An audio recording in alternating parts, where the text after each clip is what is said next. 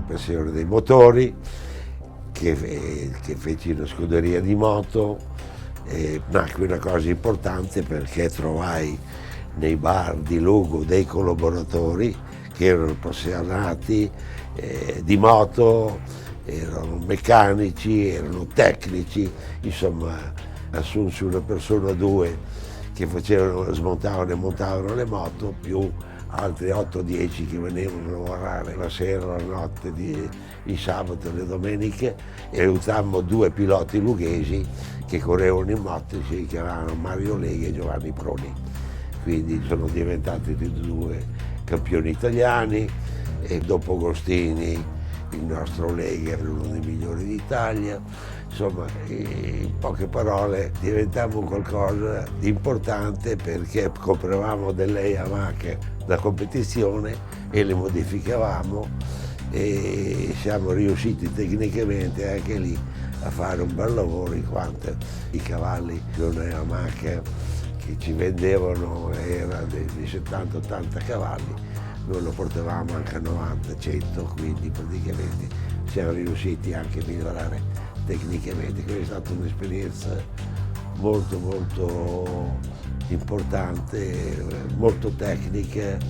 e molto difficile, però entusiasmante, diciamo entusiasmante, perché abbiamo fatto tutti i circuiti del mondo, abbiamo fatto campionati italiani, campionati mondiali, eravamo corteggiati dai piloti più famosi, quindi praticamente sono stati 8 anni, dal 73 all'81, importanti, con delle moto che hanno avuto anche dei bei successi, e quando non vincevano quelli che dovevano vincere noi eravamo lì, toccava a noi. Quindi praticamente quello era il ruolo che abbiamo avuto in quegli anni nel motociclismo. Noi abbiamo avuto Franco Uncini che è diventato campione del mondo nell'82, Mario Lega, Johnny Cecotto che l'ho portato in Italia nel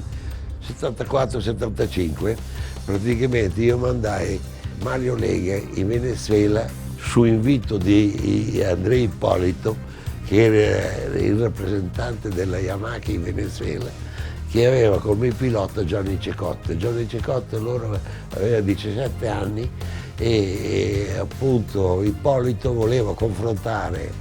il campione italiano quell'anno, che era Mario Lega, con il suo pilota, e invitò me e il mio pilota in Venezuela e andammo giù e ci fu questo confronto,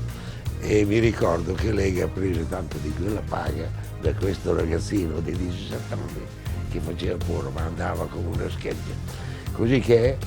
io dissi a Ippolito che voleva far correre in Sud America Cecotto, di portarlo a fare il mondiale in Italia.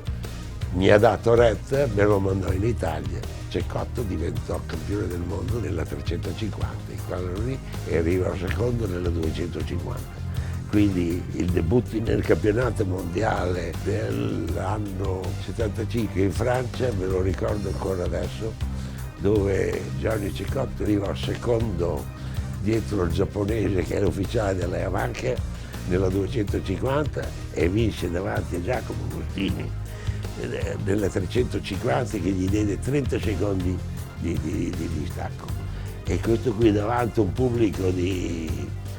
200-300 mila persone tra le prove e la gara, che era il circuito Paul Ricard. Incredibile, fu una giornata incredibile. Comunque Johnny lì fu strepitoso, perché un ragazzino che non aveva ancora 18 anni sbaragliò il campo, sconosciuto.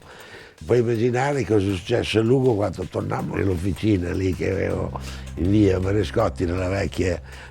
DM, con i piloti, con Johnny, televisioni da tutte le parti, dal Venezuela, da tutte le parti, interviste. Fu incredibile, fu una cosa incredibile, giornali eccetera, perché diciamo che Johnny Cecotto è stato il primo a battere Agostini. era l'epoca di Agostini, magari era fine carriera, però è stato il primo a battere Agostini, perché fino allora Agostini non lo batteva nessuno, cioè, 16 titoli mondiali, e quindi poi potete immaginare un po' che razza di entusiasmo si era creato in giro, e quindi fu una bella esperienza che mi è dispiaciuto di chiudere, però meglio così.